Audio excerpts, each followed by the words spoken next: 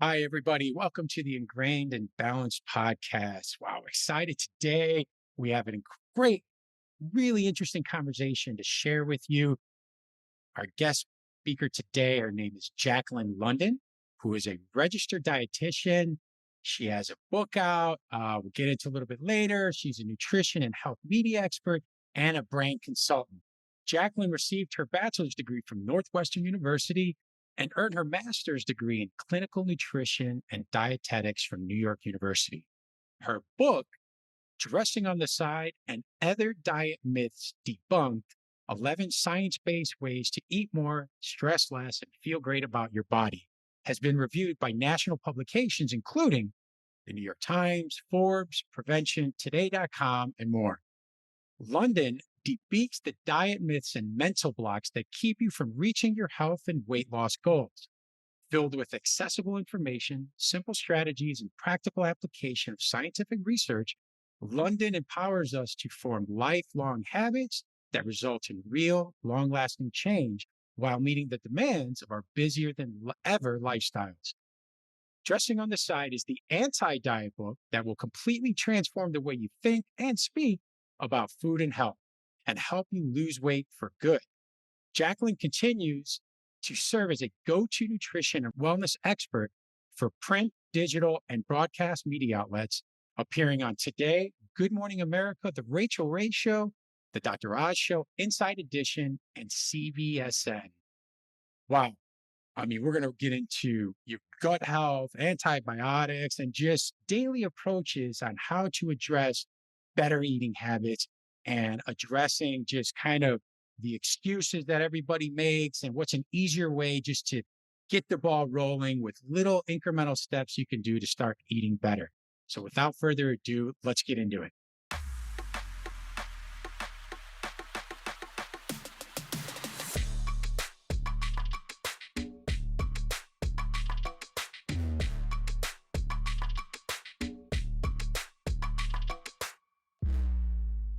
All right, Jaclyn, again, thank you so much again for joining us today. We're really excited to talk to you.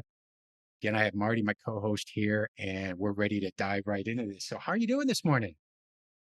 I'm doing great. Thank you both so much for having me. It is such a pleasure to be here. So I really appreciate it. And I love your energy. It's just great to be with energetic people. Just in general, just to spend more time with energetic people like you. So wonderful to Oh, be here. thank you, thank you, thank you. That's one of the things we preach, right? Is some of the stuff we'll dive into later, but it's if you live well, you eat well, you get a lot of rest and you manage stress, you maintain good energy throughout the day, and everybody around you should feel that. But so with that said, before we get started, we always like to ask, what is a daily habit that you practice every day you actually did this morning? What did you knock out? I drank my coffee. That's as far as I got. Okay, so I'll be completely honest. I'll be completely honest. I am not a morning person. I have never been a morning person, and I have fought against this fact my entire life. I trained and I ran a marathon, which, as I'm sure you both know, none of that takes place at 10 o'clock at night. That all happens at like 5 o'clock in the morning. You know what I mean? I forced myself to do it. But you get to a certain point and you're like, I've done it. I can check this box. I know that if I had to, then I could. But for me, I'm going to play my strength here. My strength is screaming, sort of like an infant, and just whining a lot about the fact that it's morning and I don't like mornings. Then I have my coffee. I like my coffee with cream. I like it with a little bit of Splenda, and then I'm ready for my day. And then I'm ready to make my breakfast and get on with everything else in the course of the day. But I've got the constant in my morning routine is coffee. I'm big into working out at night because that's what works best for me. And I encourage anyone else listening, any others, both of you, whatever time of day works best for you is the time that's right for you. I think you are the first person on the podcast to admit that they're not a morning person. And I know there are a lot of people who are not a morning people. I'm more of a morning person. So Okay. I think I that's appreciate it. that's awesome. That was very courageous of you. Thank Thank you. you. Yeah, yeah, So if People who have like healthy habits are all like, oh yeah, I get up and nobody get like, no, you don't necessarily have to. Some people are simply night people, and that's cool. So I'm here to normalize not yeah, having a morning routine. okay. I So have a nighttime routine. what did you knock out last night that is one of your favorite or what you consider to be your most important healthy habits? My favorite activity, and this is going to sound a little bit bizarre, but you'll stay with me here for a second. But I discovered, so I live in Manhattan in New York City. And so there were few during the pandemic, there were very few options once all of the gyms shut down and even, going outside at the very beginning was in question. So for me, I discovered something that became my favorite workout now. So I don't always do this one, but last night I did, and that is going up and down the stairs of my apartment building, which is almost 50 floors. And I do that a couple times up and down. Better workout I have found for me than even going on a run, which can get, there's the monotony of a run, right? But this has the kind of uphill and then the downhill and then a little more uphill, right? So mixing that up and going stairs, it's really the ultimate way of saying to yourself, there's no excuse. You can do this no matter what. It's the perfect way to sneak in a little bit of extra movement during the day. I love that. It's like whenever you can, right? I always tell people, listen, little things you can do. I say if you work in a building that has, you know, let's say if your office is 10 stories or below, never take the elevator. Just walk. You could do 10 stairs. Just allow yourself 10 extra minutes so you're not late, right? Or, if you're at the airport, don't take the walkway, just walk, just take your normal walk. It's those little things that you get ingrained in your habitual ways. It just, that gives you extra movement, those extra steps that can make a huge difference on your daily, weekly, monthly, right? Routine. Escalators are Huge terrible. difference. They're terrible. I Terrible. avoid escalators at all costs. Yeah, yeah, It's yeah. huge. You know what's funny about it too is that I used to roll my eyes at this, right? I mean, and even when I was a dietitian, but before we sort of had this moment of like collective shutdown, right? Like before all of that happened, it's almost like we took it for granted that so many things were available to us. What any kind of limitation does in any setting is that it actually, if you allow it to, it can open your mind up just a little bit to what is possible, right? So instead of thinking about what's no longer possible, you're looking at what is possible. And it's funny you say that because I was thinking about exactly that. As last night I walked into to a local supermarket, I saw the escalator and now it's almost like my eyes are trained away from it. So like I'm automatically going right up the stairs. The more you get in the pattern of doing that, the easier it is to spot those opportunities to actually take a little bit of extra movement. And the strange nature of it is that I used to, when I say I used to roll my eyes at it, it's because I used to think, oh, it doesn't really matter.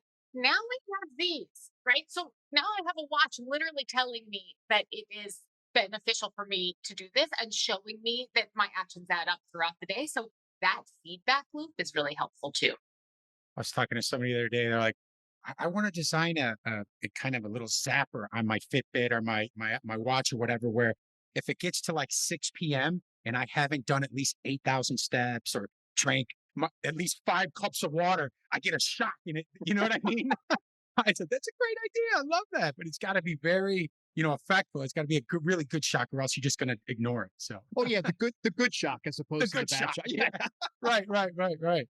That's awesome. That's Right. It'd awesome. be nice if it just talked to you, but just like in a um, hi, hi Lonnie, hi Marty, it's Jackie. I just wanted to let you know. I hope you guys are doing great today. Just wanted to let you know it's time to move your tush. It's time to get up out of your chair and go for a walk. Yeah, yeah. I personally I feel like I might respond better to that.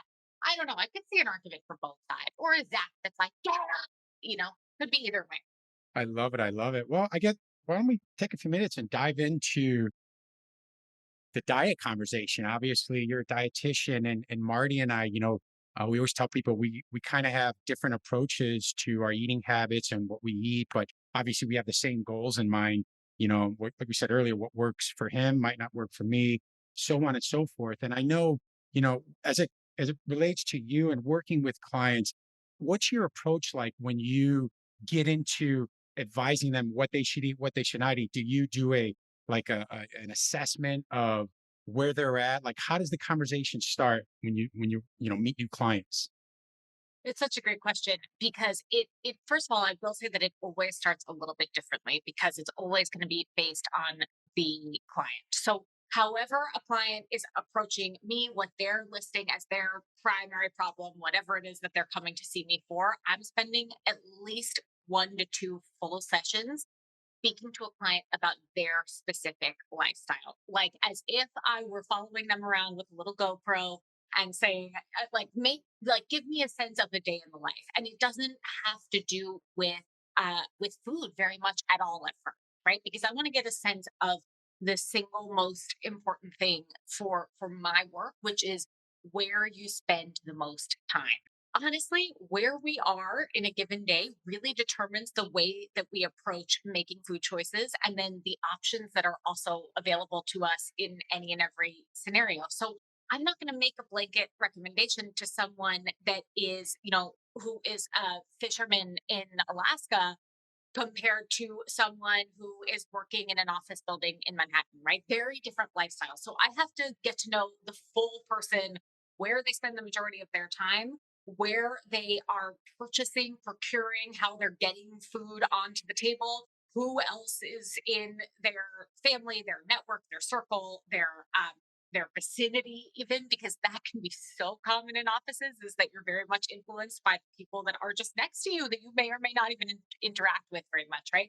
So everything to do with food has to do with where we spend the majority of our time and how we want to live our lives, but with the understanding that the way that we want to live and the way that we currently live will be somewhat related, right? We can't entirely, decide that we want to live a certain life because it looks good or we've seen it look good on other people. We really have to find what works best for us. And that's really the main focus and the primary focus of my work is finding what's best for an individual and helping to make patterns, habits, choices that are repeatable over time, especially. We try to help people, or us included, first of all, address what are the issues, what are your roadblocks, what's keeping you from getting you to where you want to be or where you need to be.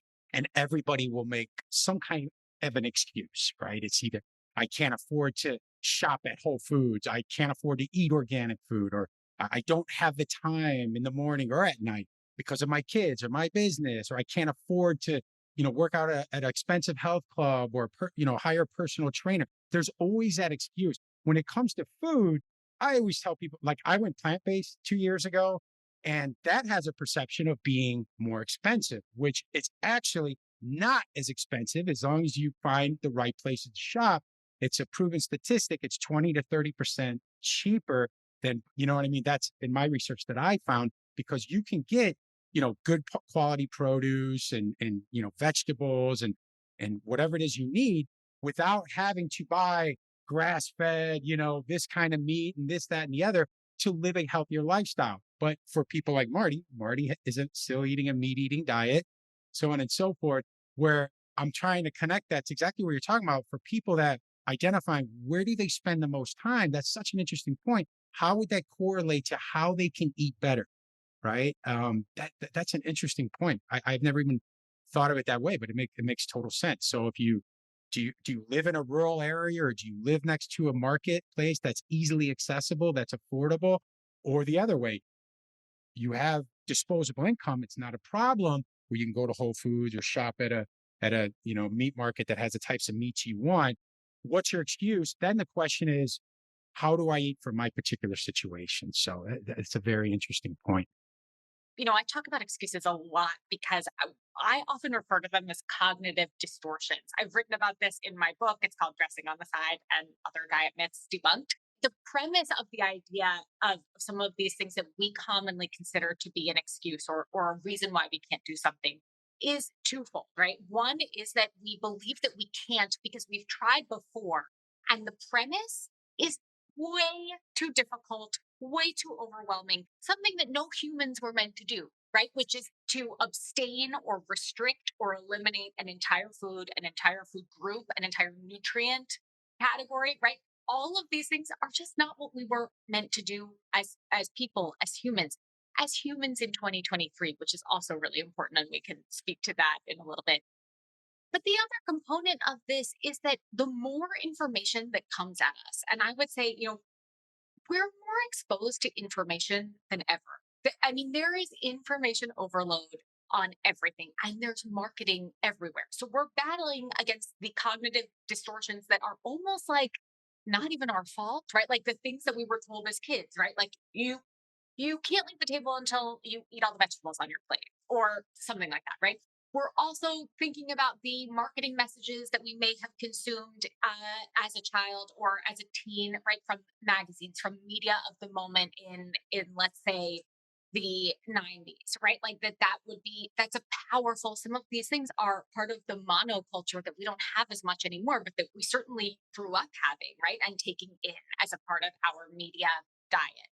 So we have that. And then you go to the supermarket. And this is one that I am often calling out personally, professionally, and when I have the opportunity to speak with folks like yourselves, which is that we don't even see sometimes the insidious nature of the marketing that's happening at the supermarket on food products, on in simply the design of the supermarket is its own marketing experiment, right? So there's so many things that come up for us and so many inputs that determine how we make decisions about food. And of course, and then I'm almost forgetting the most important one, right? Which is the dietary guidelines for Americans, which are the USDA and the Department of Health put together every 5 years. There's so many different influences, right? So the way that we choose to make decisions about food has become more confused than ever. And that's why I think, I'm willing to let everyone off the hook for the excuses because I think so much of where and why we are where we are is because we've been really misled in a lot of different ways from a lot of different sources. And ultimately finding our way back to where am I? What am I doing today? What am I in the mood to eat? What foods are available to me right now? And what foods do I want to get to make the stuff I already know that I like to eat and enjoy later on today? And what do my kids like to enjoy? Those are all some of the questions that I would be going through with someone in the stay at home mom position, just to get a sense of where we're starting. We've talked very broadly about nutrition choices, cognitive distortions, which I think is a wonderful term, and I appreciate that. When you are working with someone, you're obviously trying to get them to improve their basic habits, and particularly in terms of maybe it's the amount of food they have, or the quality of food, or the diversity of food, or there's lots of different areas where you may be trying to help somebody improve their habits, their decisions that they're making. So how do you get to get them to change those habits? How do you get them to overcome some of these distortions? And then if I could ask the second one, what is, because we like to go, I particularly love to go to, hey, how do I get that first like big improvement? Like not go from 95% to 99%. How do I get from like 55% to 80%? Like what are the simple things that I can do to get there? It's a great point. And also, we do want to see I think there's a need in all of us, and particularly when you're working with a dietitian like me, right? Is that you want to see some kind of ROI on the actual experience, right? Like you want to know that you're in the right place at the right time and that you're in the right hands. So, I wrote about this a lot in Resting on the Side. I go into detail on all three of these. I call these the right now rules. I'm not in love with the word rules, but we'll go with them for right now. Okay, so I call these right now rules. The first one would be to eat breakfast, and this is going to sound like literally okay, grandma. Like thank you so much. I get it. The most important meal of the day. We get it. But honestly, I mean, there's a number of reasons why I say that. The first is that there's a lot of mixed research out there about the quote unquote benefits of breakfast, whether or not it's beneficial for weight loss.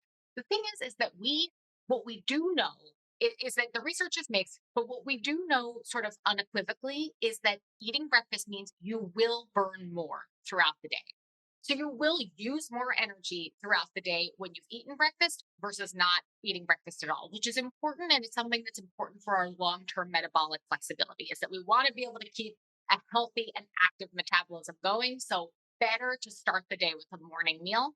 And often a kind of secondary component of that is to build a better breakfast. So make it bigger. Almost everyone that comes to see me for weight loss or weight management is not is either not eating breakfast or not eating enough at breakfast. So I would say you want that morning meal to be like something you can't wait to get out of bed for, something you look forward to, or in my case, something I look forward to after I've had my coffee. You always want to add a source of protein and extra some form of fiber, whether that's in 100% whole grains, or it's coming from fruit, or it's coming from veggies. There's no reason why last night's veggie leftovers can't be this morning's veggie scramble, right? There's lots of different ways to use what you have on hand. So maximizing the versatility and the kind of use case of all of the ingredients that you have on hand in your kitchen. Easiest way to make breakfast, even for people who say that they don't like breakfast, which I totally get, but I think perhaps it might be that you don't like breakfast food and not that you don't like breakfast. This kind of second rule of this is to eat consistently throughout the day. So I give the benchmark of every 3 to 4 hours. And the key to this is because so often I hear one of the following sort of, we'll call them cognitive distortions in our discussion, right? That is like, I couldn't eat lunch today because I had a meeting during lunch, or I don't know what happened. I was working all through lunch and I didn't have time to grab a sandwich, or I didn't have time to have my snack because I was on a call and I couldn't eat during the call and I started to eat, but then it got cold. Right. Like there's lots of reasons why we aren't eating and drinking consistently throughout the day. And both of those things are absolutely critical to staying on top of our hunger and satiety cues. It sounds really basic because it is, but it is also so fundamental. And we forget that we're not quite living today in a way that is as conducive to those things. So we have to make it easier on ourselves, right? I mean, there are ways to still do this while also making it easier on ourselves to stay consistent. And when I say drinking, I mean staying hydrated from unsweetened beverages throughout the day. Coffee, tea, water, sparkling water, whatever it is, as long as you're getting those fluids throughout the day from a non sugar sweetened beverage, you're in great shape. I know so many people that are practicing or they're researching or thinking about trying fasting, right? I mean, there's so many mixed messages out there, in the media, on the internet about the benefits or why it's good, why it's not good. What do you think of fasting? And when somebody brings it up to you, what is your initial reaction to fasting? I know there's all kinds of different types, but Yeah, what's Lonnie, your take? are you talking about intermittent fasting, or are you talking about going for like Yeah, I'm sorry. 24, Pretty 48 much hours intermittent. without? No, Okay, intermittent. I'm sorry, okay, intermittent. okay. Yeah. Like I know people that don't eat anything till noon or some till 2, 3 o'clock, and they're up at 6, 7, 8 in the morning. Right. And some even work out in the morning. I can't relate because I'm like you. I believe and I eat the same breakfast every day. Some people say it's boring, but it's one of the reasons why I have the energy that I do at 52 years old and I exercise and blah, blah, blah, blah, blah. But I'm the same thing. I eat every 3 hours, 3 to 4 hours, and I practice that. But anyway, so as it relates to intermittent fasting, what is your take on that? So I know it's controversial. I'm not into it. And I know where people are coming from on this. And I understand some of the philosophy, some of the thought processes on this. The research is very limited. And as a practitioner, I'm practicing it's an evidence based practice, nutrition science, but it's not just research. It's also about clinical experience. And in my experience, it is the lack of sustainability of being able to do this long term that ultimately is often the greatest hindrance. Now, when I say this out loud to people, I will often get you don't know anything, or do your research, or some other sort of like idea that I've insulted or offended someone. So I will just say, just to kind of cut that off right at the knees here, is that honestly, whatever works for you is ultimately, as a practitioner, the most important thing. So if someone is listening to this and is fasting right now and they're like, I just got to get to 12 o'clock or whatever it is, that they really feel like it's really working for them, then do you. Like I support you in that. If that's working for you, then go for it. But if you're questioning whether or not you want to go for this, I have often found that the single most game changing thing that I've seen with my clients, with the people that I've worked with people that I've counseled, is that making this shift toward having a larger morning meal and seeing how that affects their appetite throughout the day, and just kind of keeping track of it just for 2 to 3 days, just to kind of get a sense of how they're physically feeling, how it's affecting their everyday physical activity, and how it affects their sleep, is it winds up being such a game changer for people once they've seen exactly how it's moved the needle for them and how it's making them feel less like, oh my God, I just can't. Because the other number one thing that I hear all the time in practice is, I just can't stop eating late at night. Right? Like, I don't know what's wrong with me. Why am I so hungry? Or why can't I stop eating? Something must be wrong with me. And it's actually, no, it's that you haven't had enough calories for the day yet. You only just started at 4 p.m. So it makes total sense that you're still hungry at night. Like, there's a lot to do with the patterns and the activities that happen in between our meals and snacks that also play into how we're choosing to eat, how we're choosing to set up our day to make it work for us. So that really is why I ultimately come back to, if it works for you, then maybe it's working for you because of those behavioral effects that it has in a very positive way, right? Like, the one thing that I can say from research that is a place where I'm making the leap from the existing literature, right? Is that if you are fasting and therefore you've cut yourself off at a certain time of day, it may be that that automatically has the kind of ripple effect of helping you go to sleep earlier. That's the one benefit that I can see from this, because we know that sleep duration and quality has a direct relationship to hunger and satiety because of the hormones that regulate those two things, right? So if it's helping you go to sleep earlier, and therefore it's giving you better sleep for longer, then that's great. But that's really inferring a lot from the existing data. We don't know that to be true, and we don't know necessarily that that's working for everyone. So better to focus on what really works within your lifestyle. And I have seen this work better when you consider more frequent meals versus trying to go for prolonged periods and abstaining from eating food. Such great points. Wow, wow, I love it. I love it. Without getting too scientific, can we get a little into gut health and why it's so important? A lot of the research that I've done in the last couple of years, and one of the reasons I decided to try plant-based and I fell in love with it, and I practice, is because of what I discovered as it relates to gut health. Could you talk a little bit about that? If somebody were to ask you, why is gut health important? How do you get into it?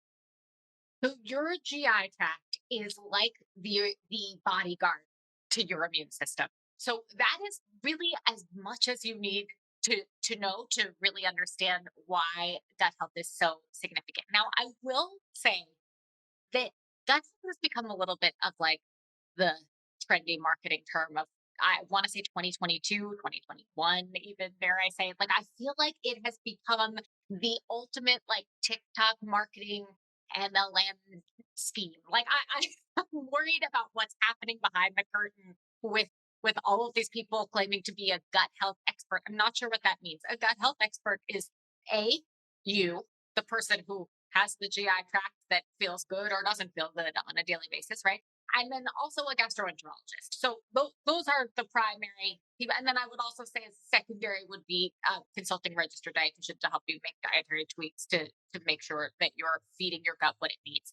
There's two main components of what makes for a healthy gut, and that's back to your plant-based point, Lonnie, is that the idea of fueling your body's beneficial bacteria, the gut microbiome, is critical to making sure that your overall immunity is as strong as it can possibly be. So probiotics, we all hear about probiotics. They are the beneficial bacteria that live in your gut that protect your both your immune system and help the other beneficial bacteria, the other beneficial microorganisms in your body to survive and thrive. And that's what we want, is we want more of the good stuff and less of the not so good stuff. To get there, we need to eat more plants. So where do we find plants? Prebiotic fiber is found in veggies, fruit, 100% whole grains, legumes, nuts, and seeds. So just simply making a shift toward including more of those things is an automatic way to improve gut health without overthinking it, without worrying that we're not taking the right supplements or the right powders or drinking the right, so it's just very, very simple as we want to make sure that we're getting that right balance. And there are occasions where you'll need to increase actual dietary sources of probiotics. So you can do that with fermented foods, all types of fermented foods. And of course, and my number one tip on this is to look for plain and unsweetened Greek yogurt, like as a swap for so many things. And when you think about how many different ways you can use something like Greek yogurt, it actually becomes a lot easier. Like I just bought this dry mixed ranch dip, and then I made it with Greek yogurt last night. It was a perfect veggie dip instead of sour cream. But why Greek yogurt instead of something else is because you can find ones that have at least 5 live and active cultures added in on the ingredients list. So once you can see that there's at least 5 live and active cultures, you're automatically giving your gut the opportunity to be exposed to a wider variety of different types of bacterial strains versus just one or just two, because that's not really doing all that much. You want to have more the better when it comes to those bacterial strains in that can therefore become the live and active cultures, because there's no real way, and you'll see this on a lot of different food packaging and different labels, is that there's no actual way to test for live and active cultures once that thing is sealed up, delivered, and shipped out to a grocery store, right? So there's no one there that can guarantee that you're getting a certain number of CFUs or probiotics in the zillions, right? No one can really guarantee that. So it's kind of a stealthy marketing trick, but you're optimizing your chances by making sure that you have 5 strains. So that's why I give the plug for Greek yogurt on that one. But otherwise, more veggies, more fruit, more wholesome plants more often, you're in great shape for gut health. And you don't have a financial interest in a Greek yogurt company by any chance? I wish I did. I wish I did. I really do. Yeah, If you're listening right now, you would like to hire me. yeah. I have 2 rules of thumb when people ask me, what are some easy things I can start today to make sure I'm, changing my diet, getting better gut health, so on and so forth. I say, listen, when you look at your plate, these are just simple rules, look at your plate. It should be colorful. Okay. If it's not colorful, you're not getting the right fiber and possible proteins and things you need for your gut. And the other thing is, if you do still eat meat, your plate, try to make the majority of your portion on your plate should be colors, veggies, so on and so forth. If the majority of your portion is meat, you're going down the wrong road. That's just my advice. Marty might not like that, but that's what I tell people. I don't like it or dislike it. That's simply not the way I want to live. I mean, I love veggies, but I also like steak. I like chicken. I love fish. Like, to me, that's important. That's what, we have incisors for a reason. That's, I know, I'm sure there's lots of research that you can point to that says, no, that has nothing to do with ripping apart meat. I had a discussion with my doctor. So I went in to see my doctor a couple of weeks ago. I was perfectly healthy, just for a checkup and stuff. And my doctor came in with a mask, with a mask on, and so I must have given her a strange look or something like that.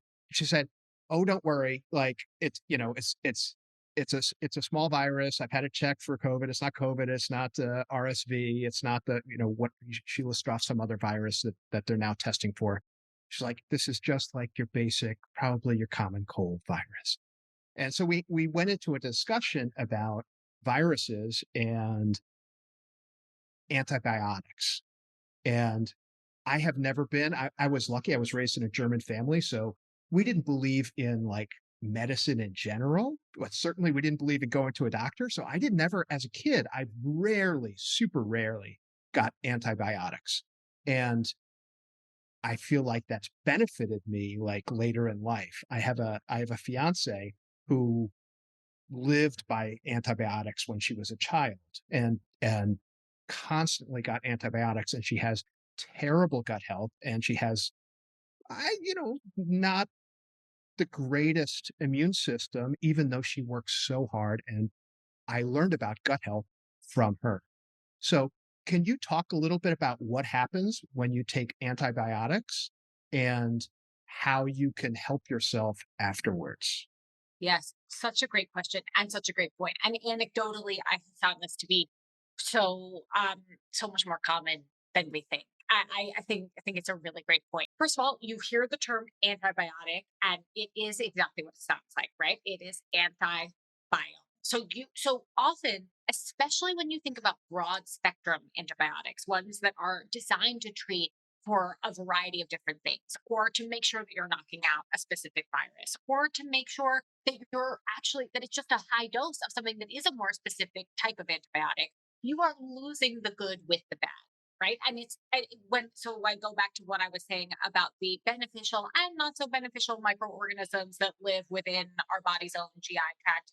The other thing I'll point out is that digestion, which so something we often forget about, is that digestion begins in your mouth. So your GI tract starts from your mouth all the way down to the end, right? So it that's a lot of surface area that we're talking about that we want to optimize to stay well. So when it comes to antibiotics, as far as making sure and looking for, choosing the right things to help us optimize, I would say food first and foremost, right?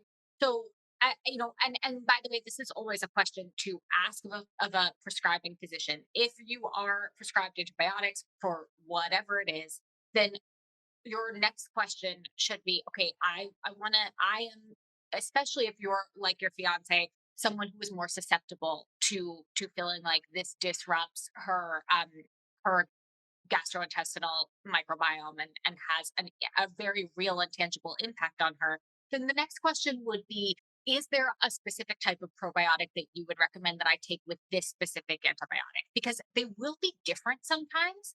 And that is its own very fascinating area of study right now. And it definitely seems to be picking up steam. So if there's one upside to the kind of marketing halo of gut health, it's this. It's that more research and more funding seems to be getting poured into this area, which can only benefit us, right? Is because we want to be able to make sure that we do have a wide range of different strains of probiotics. But I would say, the number one question is there a specific type of probiotic that you would recommend based on this antibiotic that I take while I'm undergoing the course of treatment or after that? Because usually it's a period of about 2 weeks after you've taken the antibiotics course that you want to be able to stay on those probiotics to kind of build back that gut flora.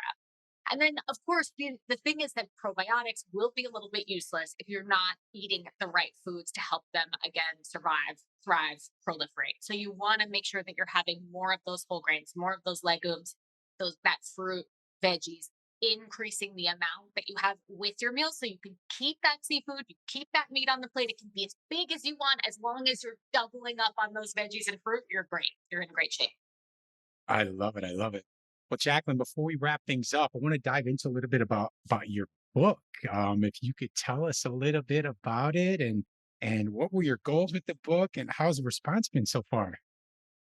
Oh gosh, I mean, I loved this. I loved writing this book so much, and I honestly come back to it so often because I found that the book came out, it's called Dressing on the Side and Other Diet Myths Debunked: 11 Science-Based Ways to Eat More, Stress Less, and Feel Great About Your Body. It's a mouthful, but I promise it's worthwhile. So it came out in 2019, and I really based it. So at the time, I was working at Good Housekeeping magazine as nutrition director, overseeing all of the nutrition related content for the brand across platforms. And I was really going back actually to my experience in private practice to write the book because I was thinking about, okay, I had a public kind of comment box of like an ask Jackie at goodhousekeeping.com. So I would get emails from many different readers, but I would also think about the various ways that patients would come in to first see me. And the number of different myths, the big picture myths that I would hear as a reason why they felt like they could not make changes to their everyday eating patterns, how they physically felt, or make changes to their weight. So I took the kind of top 11 of these are the things that I'm hearing the most often, and I'm going to debunk them soup to nuts from starting with, why it is that you may be feeling this way or thinking this way, going into what are some of the factors that affect this specific myth or this specific distortion that's holding you back from actually realizing your goals, and then getting into the very real strategies for how to manage this, some approaches to take, some ideas to try, and really used some real life examples from some of my clients who struggled with a lot of different very normal things that everyday people struggle with. We often tend to feel like, especially when it comes to our health, that we're very much alone. And I think that anyone who decides to pick up this book will find that you are absolutely not alone. You are very in great company, but also that there's some very real things that we can all do that may seem very small at first. That can seem like, okay, she's telling me to eat breakfast, or she's telling me that I can't skip a meal, right? But once you start to practice these things, you start to find that they may be very simple, right? But change is always hard.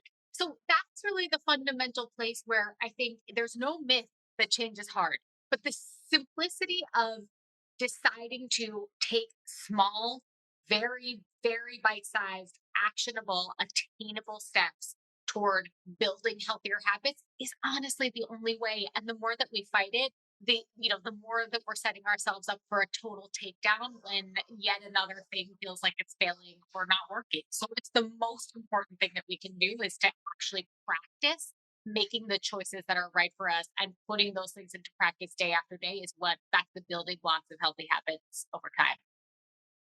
Oh, I love it. I love it. You are preaching our gospel. Yes, yes, yes. I One of love the that. one of the main things we preach is we tell people the reason where most people they're intimidated to even start making changes because they're thinking of the hard work or the finish line, what it's going to take to get there.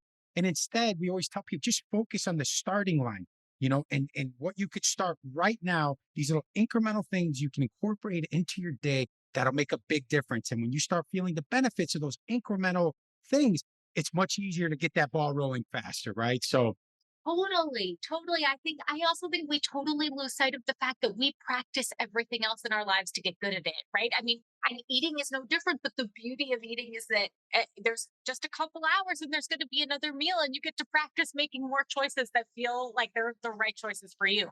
So it's like a blank canvas every single time we eat, and thinking about it like that can really be helpful because it's very hard. We're not taught nutrition in grade school, or even in depending on where we're coming from. We're certainly not taught about it growing up, and we're not taught how to prepare meals or cook food for ourselves anymore in the same way that we once were. So it's very natural to feel a little out of practice. So making sure that we set up those times and those opportunities by having meals and snacks throughout the day, simplest way to start somewhere. I love it. I love it. I mean, well, with that, folks, what an incredible conversation we had with Jaclyn today. You should really check out her book. I'm going to put a link in the show notes for the episode, also her social media handle, so you could check out what she's talking about, what information she's putting out there. You could follow her and more. I mean, this book sounds like a great kind of starting point for anybody that's trying to figure out how they can eat better and live a more well-balanced lifestyle. Well, Jaclyn, thank you again so much for joining us. And I don't know about you, Marty, but I'd love to talk to you again sometime in the future. Absolutely. You'd come back I would and, love that. all I right. love that. All right, great, great. All right, folks, make sure you hit subscribe if you haven't done so already. Check out the YouTube on video. Please leave a review and share this podcast with your friends and family, coworkers, yada, yada, yada. Love you. We'll see you soon. Take care. Bye-bye.